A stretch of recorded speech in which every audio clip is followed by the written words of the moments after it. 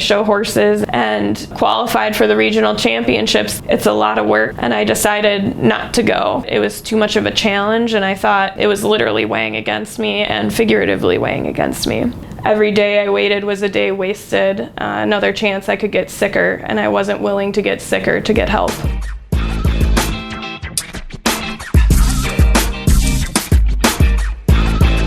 I'm Lerin Hendrickson, and this is my LVB success story. Growing up, I didn't really struggle with my weight too much until after college. Working, I was really an all or nothing person and really put all my energy into work.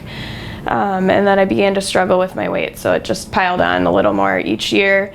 And I always made a mental note to try to take care of it. I'd try to diet. I did a lot of yo-yo dieting. I'd gain, 20 pounds, lose 30, gain 40. So it was up and down for years, and it just continued to grow and get more and more difficult to control over the years. I began to struggle, just getting around. Things were that much harder. I show horses, for example. There's a lot of manual labor in that, and I do a lot of it myself. So just even loading the horse trailer up to go would be a whole day in advance. The things I loved became harder and harder and more difficult to achieve.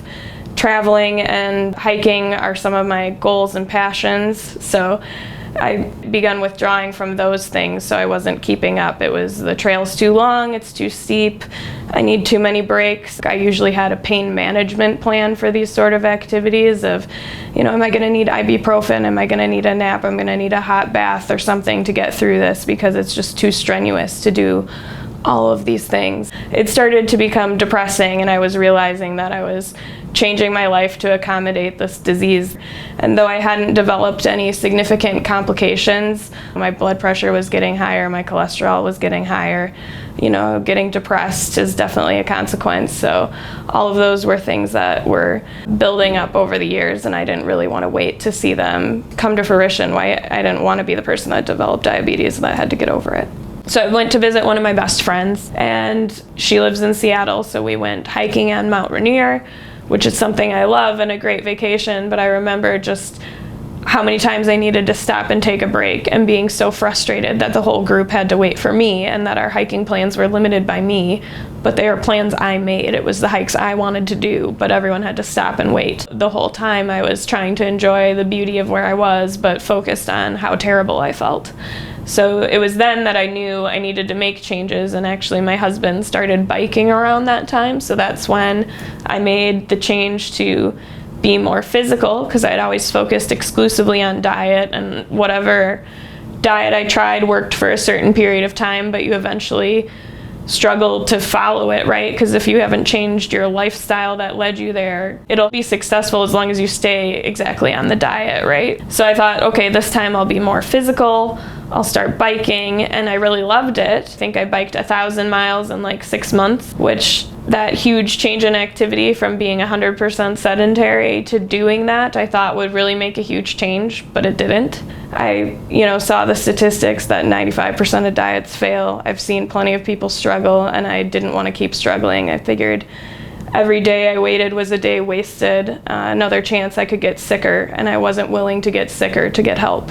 So that really got me looking for other options, and then seeing a personal story of another friend who had surgery, who I wouldn't have realized was a candidate because they were young, they were healthy otherwise, made me reconsider, and that's when I started looking into practices. And when I found out this was an option available to me and probably the most likely to succeed, I jumped on it. So I started looking for bariatric surgery practices in general, anywhere that had really cash pay options or could take my insurance and had shorter timelines. And I combed through the internet, and Vegas seems to be a bariatric surgery hub. Like, there are several practices here, and I found Las Vegas Bariatrics to be the most trustworthy, and just the impression I got talking to people made me the most comfortable, and that's how I chose Las Vegas Bariatrics. Other practices I screened wanted months and months of counseling because they were working through insurance. I ended up on the phone with some insurance person for the hospital, and I figured out that to do it locally, it would be like a 2-year-long plan. The cost probably would have ended up near the same with all of the co-pays and things I would have to pay for all the extras.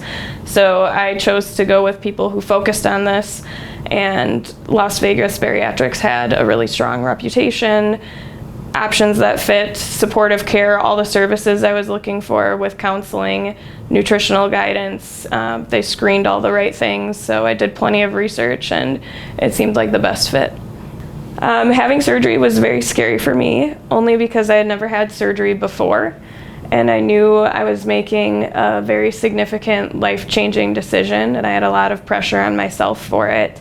I'm a math person and figured out statistically it was like incredibly low risk for me, but I realized the risks of not doing it were far worse. The financial and physical consequences of living with some of these long-term diseases, having my life cut short, being depressed, not being able to do the things I love were, a far higher cost than taking on these small risks. Flew out here for surgery, had never been to Vegas before, but we flew into Utah. We actually did some hiking before at Zion, and that was a good way to calm my mind, spend some time in nature before coming in. And the surgical practice was great. Everyone was very friendly and welcoming. I think they knew I was very nervous, but they calmed me down. Talked me through it, and everything went well, and it was a very short process, and then I was recovering in Vegas, which was an interesting thing to be at this vacation destination, but everything went smoothly, and really recovery wasn't bad at all. So I'm a project manager, so I'm used to managing risks professionally, and I applied that same approach to my life of looking at, what are the root causes, how did I get here? Some of it's genetics, some of it's my mental health and my approach to life, the things I'm focusing on, which was everything but myself. I've changed my attitude about work. It's only part of my life now, and it hasn't impacted my work. I'm still doing high quality work. It's just not my whole life. Focusing on passions and finding them.